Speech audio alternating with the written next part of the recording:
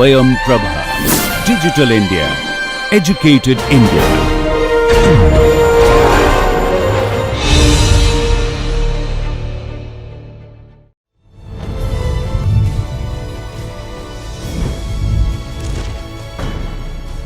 योगः कर्मसु कौशलम्.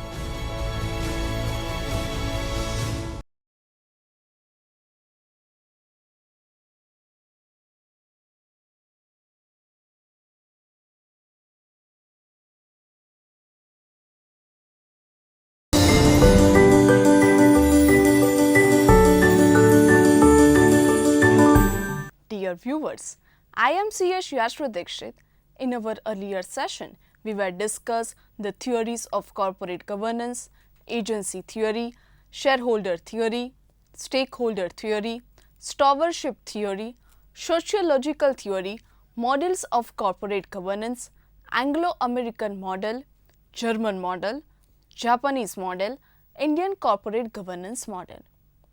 In today's session, I am going to discuss the principle and global corporate governance, in which I am discuss principle of corporate governance in emerging markets, global corporate governance practices.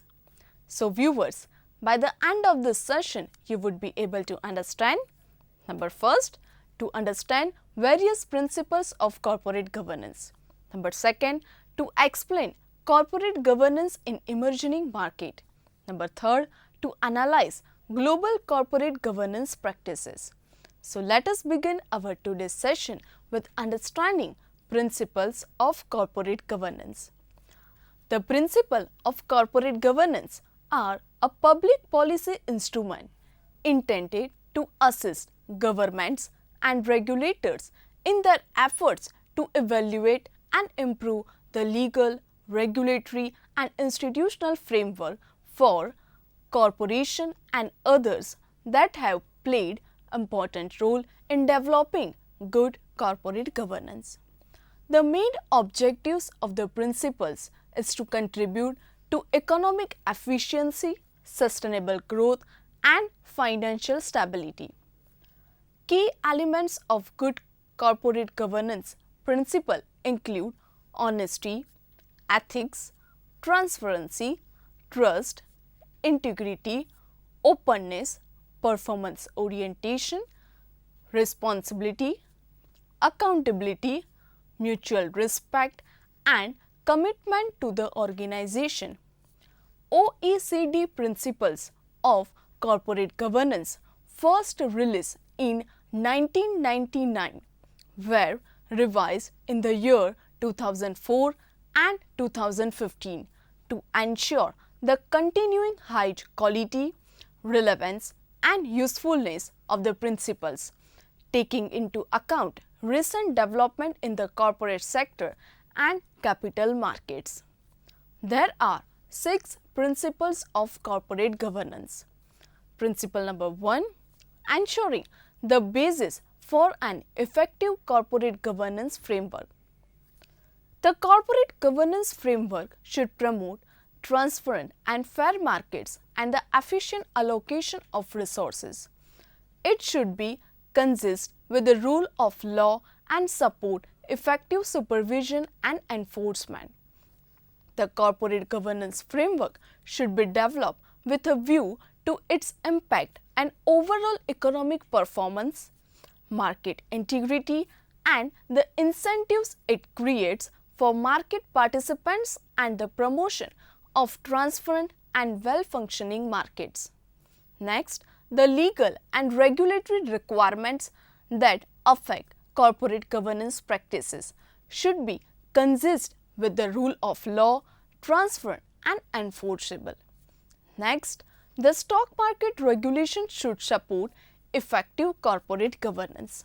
Next, supervisory, regulatory and enforcement authorities should have the authority, integrity and resource to fulfill their duties in a professional and objective manner.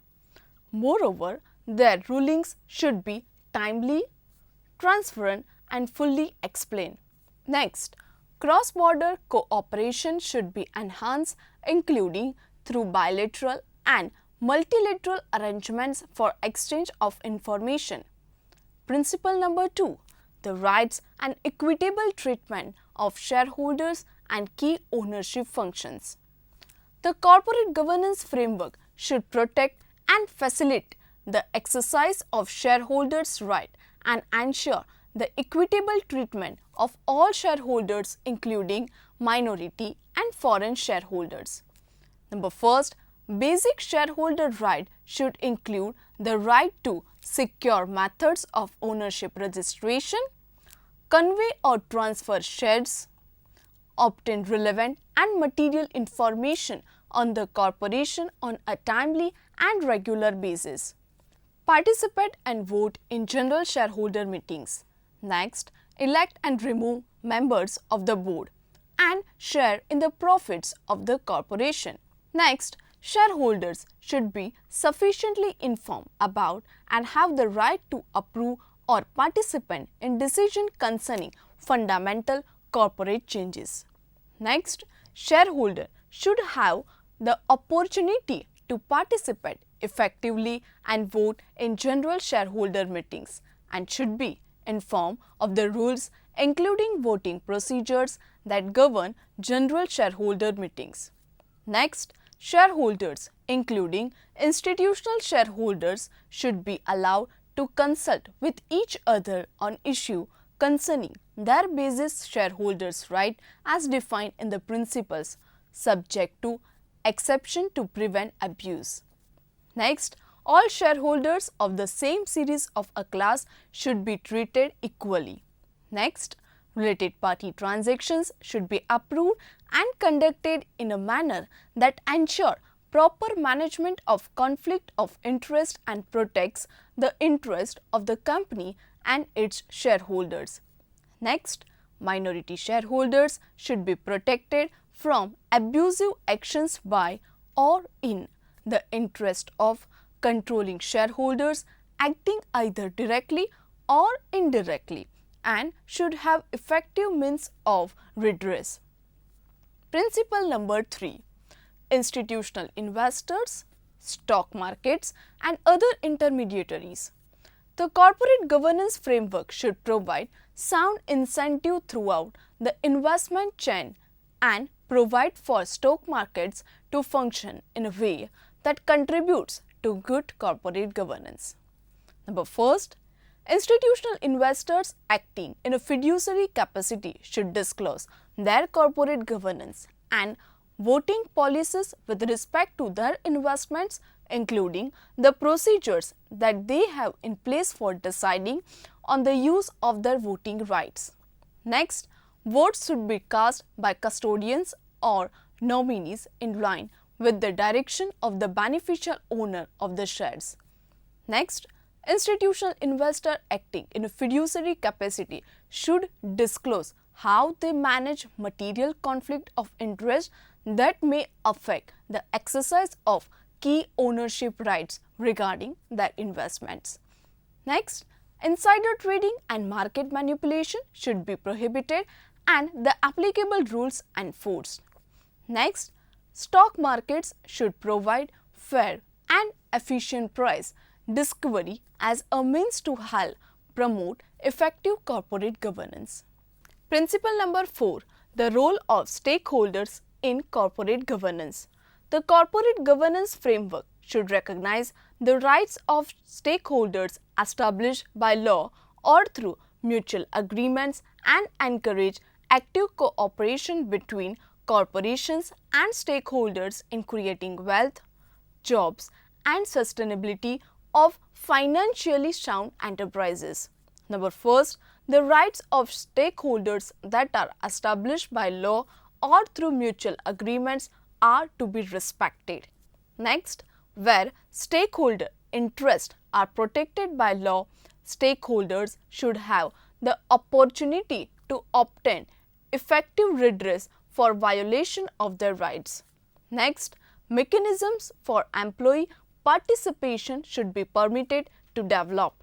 Next, where stakeholders participate in the corporate governance process, they should have access to relevant sufficient and reliable information on a timely and regular basis.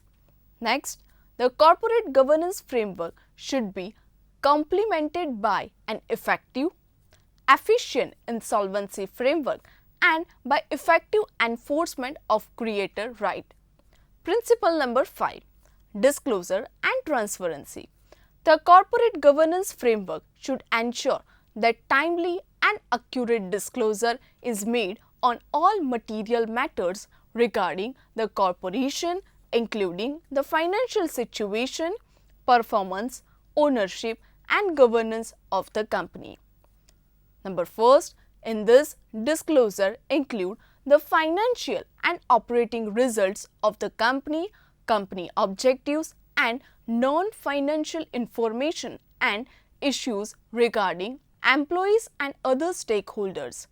Next, information should be prepared and disclosed in accordance with high quality standards of accounting and financial and non-financial reporting. Next, an annual audit should be conducted by an independent, competent and qualified auditor in accordance with high quality auditing standards in order to provide an external and objective assurance to the board and shareholders that the financial statements fairly represent the financial position and performance of the company in all material respect. Next, external auditors should be accountable to the shareholders and own a duty to the company to exercise due professional care in the conduct of the audit. Next, channels for disseminating information should provide for equal, timely and cost-efficient access to relevant information by users. Principle number 6. The responsibility of the board. The corporate governance framework should ensure the strategic guidance of the company, the effective monitoring of management by the board, and the board's accountability to the company and the shareholders. Number first, board members should act on a fully informed basis in good faith, with due diligence and care, and in the best interest of the company and the shareholders. Where board decisions may affect different shareholders group differently, the board should treat all shareholders fairly. Next, the board should apply high ethical standards. It should take into account the interest of stakeholders. Next, the board should monitoring the effectiveness of the company's governance practices and making changes as needed. Next, board should regularly carry out evaluations to appraise their performance and assess whether they possess the right mix of background and competences. Next, in order to fulfill their responsibilities, board members should have access to accurate, relevant and timely information. Next, when employee representation on the board is maintained, mechanism should be developed to facilitate access to information and training for employee representatives so that this representation is exercised effectively and best contributes to the enhancement of board skills, information and independence. Now, we will discuss corporate governance in emerging markets. Corporate governance has from being a subject of debate within the academic, regulatory and investor circles of late become an issue of national concern across the world. The role of corporate governance does not play in the generation of returns, economic and others to owners and stakeholders, but also as an engine of economic growth and cultural change in a country. Corporate governance has often come under close scrutiny across the globe. Various large-scale corporate scandals such as Enron and Satyam, while developed countries' corporate governance issues are more concerned with accountability and responsibility, stemming mainly from suspect accounting and auditing practices, and pressure to provide a wide stakeholder perspective, the developing countries have much larger issue at hand to address. Emerging markets offer high opportunity to achieve better results through improvements in governance quality. However, there are multifaceted risks associated at the country and company levels. This risk require investors to have a much better understanding of the governance factors in the different markets. Now we will discuss global corporate governance practices. The introduction of corporate governance regulations and best practices in one country or region increasingly affect corporate governance practices elsewhere in the world. The globalization of corporate governance is also influenced by regulators and governments, especially in developing markets. Markets compete with each other to attract global capital, and that competition includes corporate governance, standards, and ease of doing business. Increasingly, high corporate governance standards are viewed as a way to make their markets more attractive to international investors. Number first, United Kingdom. The UK approach combines high standards of corporate governance with relatively lower associated cost. The UK Corporate Governance Code 2014 by Financial Reporting Council identifies good corporate governance practices, but companies can choose to adopt a different approach if that is more appropriate to their circumstances. The key relationship is between the company and its shareholders, not between the company and the securities regulator or stock exchange. Boards and shareholders are encouraged to engage in dialogue on corporate governance matter. Shareholders have voting rights and a right to information set out in a company law and the listing rules which enable them to hold the board to account. There are various essential features of the UK Corporate Governance Code. Number first, a single board with members collectively responsible for the long-term success of the company. Next, a clear division of responsibility for running the board and running the company with a separate chairman and chief executive.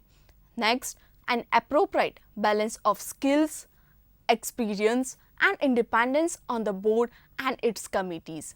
Next, formal and transparent procedures for appointing directors, with all appointments and reappointments to be ratified by shareholders. Next, regular evaluation of the effectiveness of the board, its committees, and individual directors. A single board to the collectively responsible for the sustainable success of the company. Next, effective rights for shareholders who are encouraged to engage with the companies in which they invest. Number second, Australia. The ASX Corporate Governance Council, convened in August 2002, is the organization which brings together various businesses, shareholders, and industry groups, each offering valuable insights and expertise on governance issue from the perspective of their particular stakeholders. Its primary work has been development of the principles and recommendation. Number first, a listed entity should clearly delineate the respective roles and responsibilities of its board and management and regularly review their performance. Next, the board of listed entities should be of an appropriate size and collectively have the skills, commitment, and knowledge of the entity and the industry in which it operates to enable it to discharge its duties effectively and to add value. Next, a listed entity should continually reinforce a culture across the organization of acting lawfully, ethically, and responsibly. Next, a listed entity should have appropriate process to verify the integrity of its corporate reports. Next, a listed entity should make timely and balanced disclosure of all matters concerning it that a reasonable person would expect to have a material effect on the price or value of its securities. Next, a listed entity should provide its security holders with appropriate information and facilities to allow them to exercise their rights as a security holders effectively. Next, a listed entity should establish a sound risk management framework and periodically review the effectiveness of that framework. So friends, let us summarize the session. We discussed number first, the main objectives of the principle is to contribute to economic efficiency, sustainable growth and financial stability. Next, the stock market regulation should support effective corporate governance. Next, votes should be cast by custodians or nominees in line with the direction of the beneficial owners of the shares. Next, information should be prepared and disclosed in accordance with the high quality standards of accounting and financial and non-financial reporting. I hope this session would have made your concept for the principle of corporate governance, governance in emerging markets, global corporate governance practices very clear. I hope you have enjoyed this session.